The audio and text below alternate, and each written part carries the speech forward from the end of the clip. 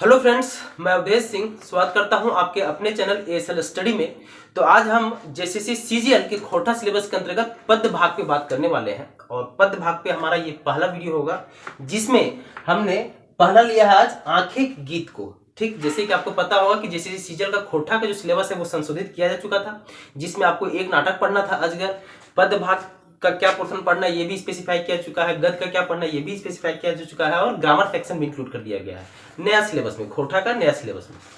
तो जैसे कि आज हम पद भाग को ले रहे हैं क्योंकि इसके पहले मैंने सोचा था कि शायद आपको जैसे अजगर पे एक ऑडियो आपको अवेलेबल करवाया गया था इस चैनल पे। खैर, अब वो जो है वो आपको वीडियो के फॉर्म में ही मिलेगा, लेकिन सबसे पहले हम पद भाग को कंप्लीट करेंगे क्योंकि इससे रिलेटेड बहुत सारे मैसेजेस आए कि सर अजगर नाटक हम कर लेंगे या फिर बाद में करवाइएगा, लेकिन पहले पद भाग को कंप्लीट करा दीजिए क्योंकि पद भाग में बहुत सारे लोगों को संशय बना हुआ है कि किस हिसाब से इसमें क्वेश्चंस आएंगे या किस हिसाब से पद भाग के प्रत्येक कविता को किस हिसाब से समझ हमको पैदा करना है, तो इसमें संशय बना हुआ है। तो आपकी इच्छा के अनुसार मैंने भी सोचा कि सबसे पहले हम पद भाग कंप्लीट कर लेते हैं, उसके बाद एक ही नाटक पढ़ना है वो कर लेंगे कंटिन्यू, और उसके बाद फिर गद्य भाग और फिर ग्रामर सेक्शन की ओर हम आगे बढ़ेंगे। तो पद भाग पे आज हमारा पहला कविता, जिसे इसमें आपको पता होगा कि आंखें गीत जो है उसमें आपको 5 कविता को सिर्फ पढ़ना है। जैसे पद भाग में कौन कौन से बुक है सर, जैसे कि आंखें गीत हो गया, दमुद्रे क्रॉन हो गया, पादे खंडी हो गया। तो आंखें गीत में भी आपको 5 ही कविता पढ़ना है नया सिलेबस के अकॉर्डिंग। तो उसमें हमने आज पहला कविता को लिया है। ठीक, और बस आप वीडियो के अंत तक बने हुए रहिएगा सर, क्योंकि हो सकता है कि आप पद भाग के या आंखें गीत का जो पद भाग के अंतर्गत आंखें गीत का जो कविता संग्रह का जो बुक है इसमें कविताओं को पढ़े होंगे बहुत जगह से, लेकिन इस वीडियो को बस आप अंत तक बने हुए रहिएगा, आपका सोच नहीं बदल जाए तो आप कहिएगा, क्योंकि कविता का पॉइंट टू पॉइंट हम बात करने वाले हैं। ओवरऑल बस एक सार आपको देना मेरा उद्देश्य नहीं होता है, और अगर आप मेरे वीडियो से कंटिन्यू होंगे तो आपको पता भी होगा मैं जो भी वीडियो में आपको अवेलेबल कराता हूँ मैं अपना 100% उसमें देने का कोशिश करता हूँ, और मुझे उम्मीद है कि वीडियो के आप अंत तक बने हुए रहिएगा तो सेटिस्फाइड होके ही जाइएगा। ठीक, तो सबसे पहला हम आज क्या ले रहे हैं, आंखें गीत। ठीक, जो कि कविता संख्या पहला है, 5 कविताओं को पढ़ना है, पहला कविता हम ले रहे हैं। तो आंखें गीत का अर्थ क्या हुआ सर कि आंख का गीत। एक एक, क्योंकि देखिए कविता संग्रह है तो इन कविताओं को अर्थ आपको पता होना चाहिए, तभी आप क्वेश्चंस को कर पाओगे सर। ठीक, आप क्वेश्चन किस हिसाब से पूछेंगे उसको भी हम इस वीडियो में इंक्लूड करेंगे। ठीक, तो आंखें गीत का क्या अर्थ हुआ कि आंख का गीत। अब आंख का गीत का कविता जो है वो किसके, आंखें गीत जो है किसके द्वारा लिखा गया है सर, श्रीनिवास पानुरी जी के द्वारा। इसके कौन है, इसके लेखक कौन है, इस कविता संग्रह जो आंखें गीत पुस्तक है इसके लेखक है श्रीनिवास पानुरी। ठीक, तो आंखें गीत कहने का अर्थ ये हुआ, या फिर उनने जो इस बुक का जो एक टाइटल दिया आंखें गीत, ये इसलिए दिया है या इसलिए दिया होगा क्योंकि विश्व की सबसे पहली अगर कविता या फिर शायरी या अपनी भावनाओं को प्रकट करने का माध्यम अगर रहा होगा पूरे विश्व में सबसे पहले, तो वो आंख ही रहा होगा। और आज भी अपने भावनाओं को अपने करीबी के साथ अगर आप साझा करना चाहते हो तो पहला माध्यम जो है वो आपका आंख ही होता है, क्योंकि आंख बहुत कुछ कह देती है। ठीक, तो यही एक रीजन है इस बुक का आंखें गीत शीर्षक देने का, या इस बुक का नाम रखने का आंखें गीत। तो आंखें गीत का क्या हुआ कि आंख का गीत। तो उसमें हमने पहला कविता जो आज लिया है वो क्या है, आज हमर गीतेक देशे। आज हमर गीतेक देशे मतलब कि आज हमारे गीत के देश में। ठीक, मीनिंग समझना जरूरी है। आज हमारे गीत के देश मतलब आज हमारा गीत के देश में। ठीक, तो सबसे पहले मैं चीजों को आपके समझ पढ़ूंगा 1 बाय 1, और उसके बाद इसका सार या इसका डिटेलिंग भी हम करते जाएंगे। और ये जो पूरा कविता संग्रह लिखा गया है आज हमारे गीत के देश, वो वसंत ऋतु पर लिखा गया है। इसके हो सकते हैं इस कविता संग्रह के दो आपके कंसेप्ट को दे दे कि इसका ये मतलब होगा, या कोई बोल दे इसका ये मतलब होगा। वीडियो के अंत तक बने हुए रहिए, इस कविता का एक्चुअल क्या मीनिंग है ये आप खुद सेटिस्फाइड हो जाओगे इस वीडियो को देखने के बाद, या इसका एक और क्या सार निकल सकता है उस पर भी हम बात करेंगे वीडियो के अंत में। ठीक, लेकिन हम यहाँ क्या कर रहे हैं कि 1 बाय 1 पढ़ेंगे, उसके बाद इसका सार क्या होगा इस पे हम बात करेंगे आज। तो जैसे यहाँ लिखा हुआ आज हमारे गीत के देश मतलब आज हमारे गीत के देश में स्टार्ट होता है कविता कि आज हमारे गीत के देश फूटल सुधे फूल, डारी डारी पाते पाते लटकल अली कुल। ठीक, तो इसका मतलब क्या हुआ सर कि आज हमारे गीत के देश मतलब आज हमारे गीत के देश में फूटल सुधे फूल मतलब सिर्फ फूल ही खिले हुए हैं। आज हमारे गीत के देश में सिर्फ फूल ही खिला हुआ है।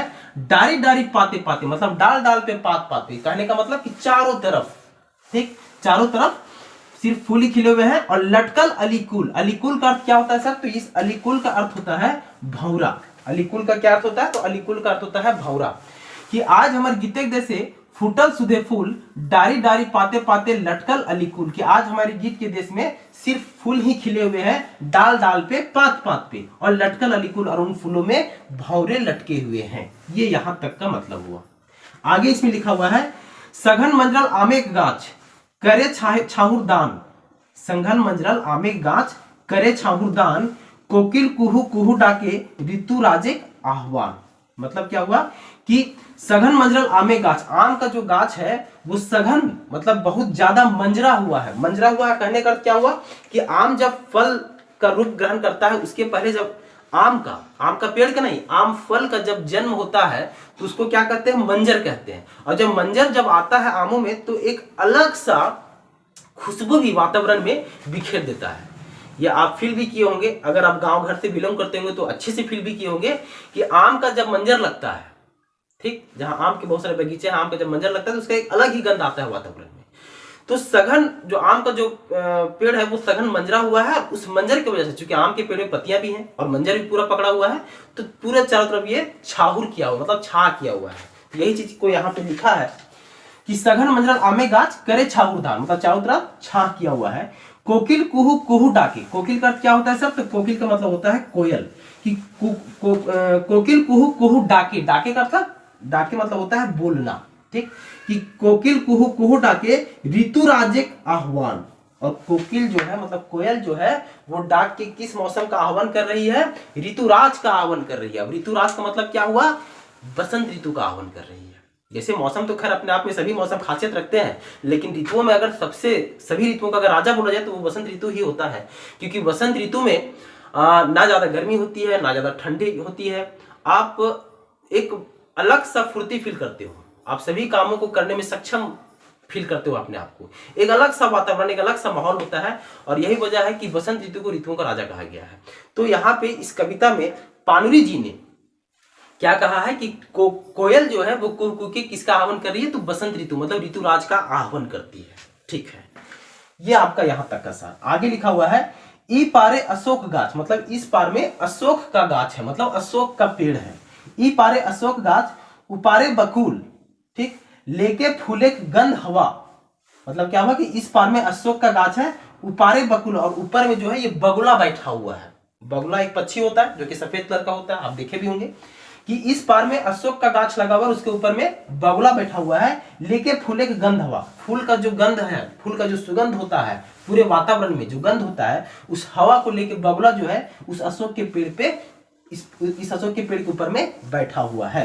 कि ई पारे अशोक गाछ उपारे बकुल लेके फूले गंध हवा, छूटे दूर देसे प्राण प्रिया बैसल जहां शुष्क मलान वैसे। इसका अर्थ क्या हुआ कि जो बगुला है वो अशोक के पेड़ के ऊपर में बैठा हुआ है फूलों का गंध को लेते हुए, ठीक, और वो वहां पे एक विचार, उसके एक थॉट प्रोसेस उसके मन में क्या चल रहा है कि छूटे दूर देसे प्राण प्रिया बैसल जहां शुष्क मलान वैसे। मतलब क्या हुआ कि बगुला अगर बैठा हुआ है तो वो ये सोच रहा है कि मेरी प्राण प्रिय जो कि दूर देश में है, मतलब बगुला के पास नहीं कहीं और वो बैठी हुई है या बैठा हुआ है, वट एवर इट इज, तो वहां पे एक शुष्क मौसम है, मतलब गर्मियों में जो लू का मौसम होता है उस तरह से वहां मौसम है। इतना सुनहरा मौसम वहां नहीं है जहां मेरा प्राण प्रिय जो है वो बैठी हुई है या बैठा हुआ है। तो ये बगुला जो है वो अशोक पेड़ के ऊपर बैठा हुआ, इस चीज का चिंतन और इस चीज का जो सोच है ये बगुला के मन में चल रहा है कि दूर देश में जहां मेरी प्राण प्रिय है वहां कैसा मौसम है? तो शुष्क मौसम है, शुष्क मलान वैसे,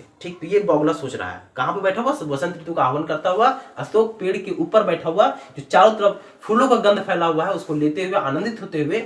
और एक थॉट प्रोसेस जो है ये बगुला के मन में चला। आगे लिखा हुआ है आंखी मधुर दर्शन प्यास लोरे डुबल कुल। मतलब अगर इसको हम शुरू से पढ़े कि छूटे दूर देसे प्राण प्रिय बैसल जहां शुष्क मलान वैसे, आंखी मधुर दर्शन प्यास लोरे डुबल कुल। मतलब क्या हुआ कि जो बगुला है जो कि सोच रहा है कि मेरी प्राण प्रिय या मेरा जो प्रेमी है या मेरा जो प्रेमिका है वो कहीं और बैठी हुई है इस शुष्क मौसम में, और ये सोचते हुए आंखों में एक दर्शन का प्यास है, मिलने की चाह है, मिलने की इच्छा है। यहाँ जो लिखा हुआ है ना, आंखी मधुर दर्शन प्यास, मतलब कि अपने प्राण प्रिय को मिलने का उस बगुला में प्रबल इच्छा जाहिर हो रही है, मिलने का बहुत ज्यादा इच्छा है, और यही सोच लेते हुए बगुला के आंखों में आंसू भी भर चुका है, क्योंकि अपने प्रेमी या फिर वो प्रेमिका को याद कर रहा है, उसकी यादों में डूबा हुआ है, और इसकी वजह से उसके आंखों में खुशियां हैं। जैसे आंखों में जो खुशियां होती है ना महोदय, वो दो तीन तरह का आंसू होता है। एक तो होता है गम का आंसू, एक होता है खुशी का आंसू, और एक होता है प्रेम प्रसंग का आंसू। गम का आंसू, खुशी का आंसू और प्रेम प्रसंग का आंसू। तो इस बगुला के आंख में जो है ये प्रेम प्रसंग का आंसू है। ठीक, और आगे क्या लिखा हुआ है कि आंखें मधुर दर्शन प्यास लोरे डुबल कुल, आज हमारे गीते के देश फूटल सुधे फूल। मतलब आज हमारे इस गीत के देश में सिर्फ और सिर्फ फूल ही खिले हुए हैं। तो ये ओवरऑल सार रहा पहला कविता का। अब इसमें अगर दूसरे इसका क्या अर्थ हो सकता है, या बहुत जगह आप सुने या देखे होंगे या पढ़े होंगे, इसका सार बहुत लोगों के हिसाब से ये भी है, या इसका सार ये कहा भी जा सकता है कि इस कविता के माध्यम से श्रीनिवास पानुरी जी ने अपने भावनाओं को प्रकट करने का कोशिश किया है। क्योंकि आंखें गीत कविता संग्रह लिखने के बाद ये कविता संग्रह ने एक यश, एक कृति स्थापित कर लिया कविता जगत में। तो पानुरी जी के मन में जो उद्गार चल रहा है, जो भावनाएं, जो प्रफुल्लन चल रहा है उनके मन में, इतने ज्यादा प्रफुल्लित हो गए हैं, तो उन्हीं भावनाओं को यहाँ प्रकट किए हैं। ये तो एक अर्थ हो सकता है, लेकिन इस कविता का वर्ड टू वर्ड क्या अर्थ है ये समझना भी आपके लिए जरूरी था। एंड दैट्स व्हाई आपके समक्ष ये वीडियो रखा गया, क्योंकि आपके पास 5 कविताएं हैं जैसे आंखें गीत के अंतर्गत। तो कोई भी कविता पढ़ो, उसका अर्थ जब तक आप नहीं जानोगे तब तक उसे क्वेश्चंस का आंसर नहीं कर पाओगे। ठीक, तो ये जो पाठ है कि आज हमारे गीते देशे फुटल सुदे फूल, डारी डारी पाते पाते लटकल अलीकुल, सगन मजल आमे गाछ करे छाउर दान, कोकिल कुहू कुहू डाके ऋतु राजे का आह्वान, ई पारे अशोक गाछ ऊपरे बकुल, लेके फूले गंध हवा, छुटे छुटे दूर देसे प्राण प्रिय बैसल जहां शुष्क मलान वैसे, आंखी मधुर दर्शन प्यास लोरे डुबल कुल, आज हमारे गीते देशे फुटल सुदे फूल।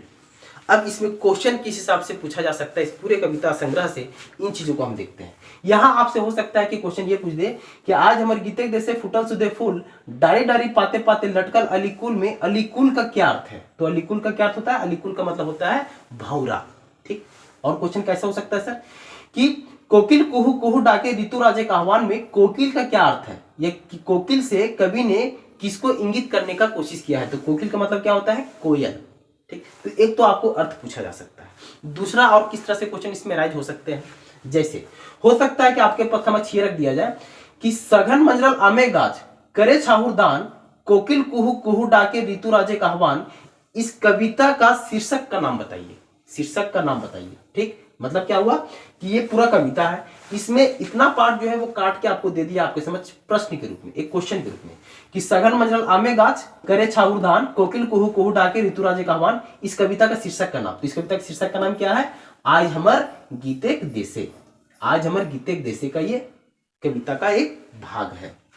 और जैसे इसमें क्वेश्चन बनाना होगा तो किस हिसाब से बनाया जा सकता है, जैसे छूटे दूर देशे प्राण प्रिय बैसल जहां शुष्क मलान वैसे, आंखी मधुर दर्शन प्यास डोरे डुबल कुल, इस कविता का शीर्षक का नाम यही आज हमार गीतेक देशे। ठीक, मतलब अब आपको इसको रखना किस हिसाब से मालूम है सर, एक तो अर्थ आपको पता चलना चाहिए, जैसे अलीकुल यहाँ लिखा हुआ है, इसका क्या अर्थ होता है, कोकिल है, इसका क्या अर्थ होता है, ऋतुराज, तो ऋतुराज में कवि ने किस मौसम को इंगित करने की कोशिश किया है, तो वसंत ऋतु को इंगित करने की कोशिश किया है। तो एक तो अर्थ पता होना चाहिए। दूसरा, ये बीच बीच में, अब इसका मतलब ये नहीं कि पूरा का पूरा वो कविता याद रखना जरूरी है, क्योंकि इस कविता के माध्यम से श्रीनिवास पानुरी जी ने बहुत चीजों को बहुत कम वर्ड में आपके सामने रखने का कोशिश किया है और रखा भी है।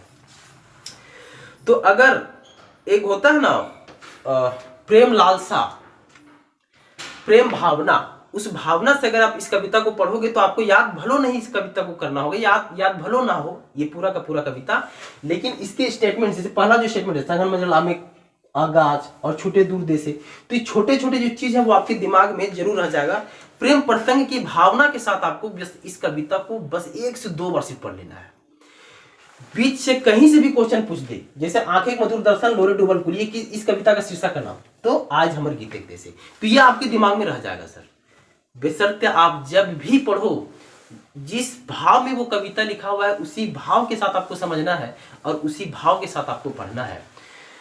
मुझे उम्मीद है कि आपको ये वीडियो पसंद जरूर आया होगा।